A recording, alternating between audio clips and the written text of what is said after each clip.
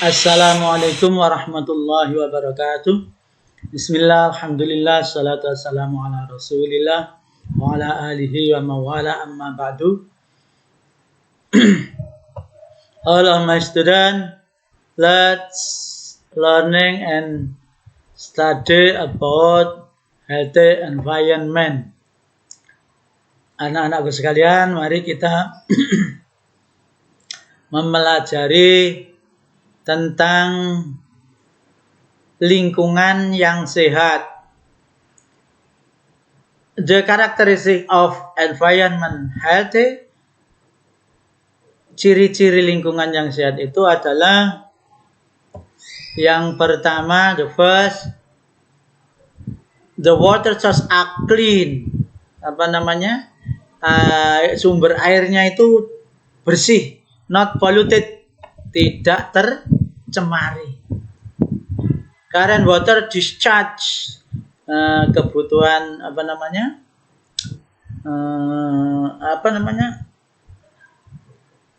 saluran airnya itu lancar. The air is clean, fresh and cool. Udaranya bersih, segar dan sejuk. Namanya lingkungan sehat ya harus begitu. Lot of plant, fertile and ordered. Banyak tumbuh-tumbuhan, tidak gersang gitu ya. And fertile itu subur, tumbuh-tumbuhannya enggak, daunnya gotang-gotang itu enggak, tapi subur. Then ordered, dan ditata rapi, tidak semerawut tengah jalan ada pohonnya gitu enggak, tapi ditata rapi, bagus. No waste cream, tidak ada sampah berserakan. No animal carrying disease, tidak ada binatang yang membawa penyakit kayak tikus, lalat, kecoa, tidak ada. Itu lingkungan yang bersih. Then how to keep the environment health. Bagaimana cara memelihara lingkungan itu supaya tetap sehat? Ya, yang minimal atau paling sedikit, build the healthy house with enough ventilation. Jadi membangun the healthy house, itu rumah yang sehat, with enough ventilation, itu dengan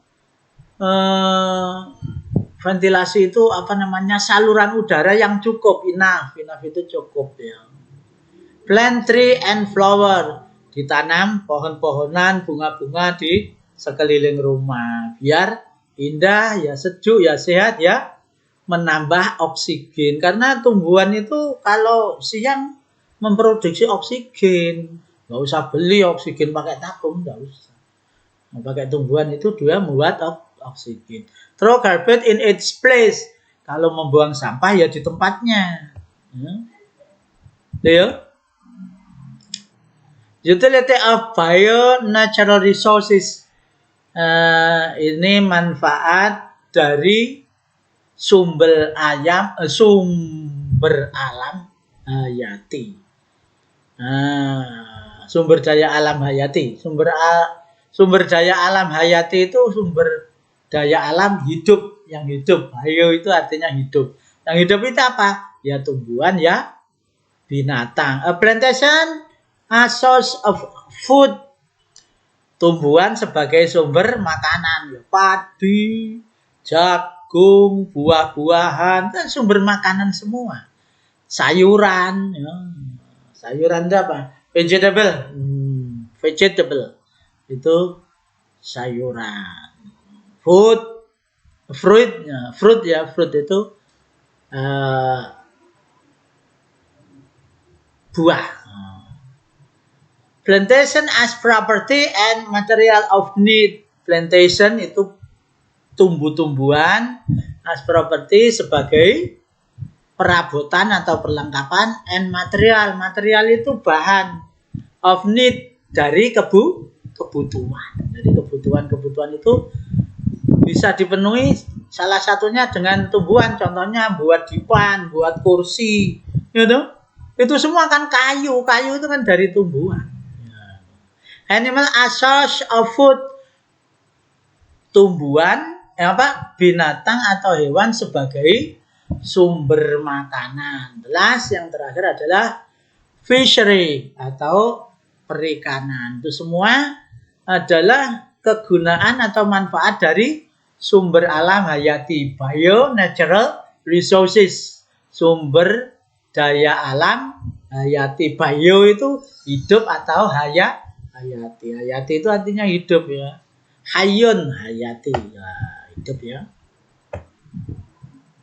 Now learn about the natural damage. Kita sekarang belajar tentang contoh-contoh kerusakan alam. First, yang pertama abrasion. Abrasion itu abrasi. Abrasi itu the process of rubbing away the surface by friction. Proses tergerusnya permukaan karena gesekan.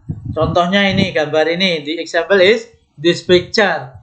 This soil, tanah ini ya, rubbing by water, tergerus air ombak ini. Bior gitu, akhirnya ini juga tergerus oleh ombak. Bior gitu, akhirnya longsor, tergerus itu erosi erosi itu apa ya? Ya hilanglah longsor itu. Nah, itu abrasi itu yang besar-besar itu. Kalau erosi itu bagian tertentu. Nah, ini erosi. The gradual destruction and removal of rock or soil in a particular area by rivers, the sea or the weather. Jadi erosi atau terkikis, pengikisan ya, dikikis gitu ya, yang bersifat daerah tertentu, tidak semuanya. Gradual destruction or removal itu pengikisan secara pelan-pelan, tidak langsung habis, enggak, kena angin tuh dikit-dikit tapi akhirnya habis. Of the rock of soil or soil, batu karang atau tanah in particular area, di dalam daerah yang khusus, daerah-daerah tertentu, di tempat-tempat tertentu, tidak semuanya. Kayak sungai ini kan hanya sekian loh, itu namanya erosi. By river, oleh sungai, the sea atau oleh laut, or the weather atau oleh iklim. Iklim itu ya bisa kena angin, kena panas, kena dingin itu ya. Itu namanya erosi. Erosi itu pengikisan, terkikisnya tanah atau badan secara perlahan. Nah, itu ya. Then the natural damage is flood atau banjir. Flood itu banjir. An overflow of water that submerge land that is usually dry. Adalah aliran atau genangan air yang menggenangi suatu daerah yang biasanya kering. Kayak mall gini kan biasanya kering, masa mall ada airnya? Tidak ada kan? Tapi karena banjir ada airnya. This is picture from Japan. Ini contoh dari Jepang. Di Jepang itu kalau banjir, while the flood, the water is clear, airnya jernih kayak kolam renang ini loh. Padahal ini mall. Kenapa? Karena tidak ada yang buang sampah. Jadi airnya bersih. Kayak kolam. Padahal ini banjir, bukan kolam. Ya, itu ya, limpahan air yang mengenai permukaan yang biasanya kering. Landslide. Landslide itu longsor. Landslide itu longsor. Biasanya yang longsor apa? Kalau tidak gunung ya bukit. Ini penjelasannya. This is an explanation. The move of a down slope of a mass of rock or debris or earth or soil. Jadi yang disebut landslide atau longsor itu adalah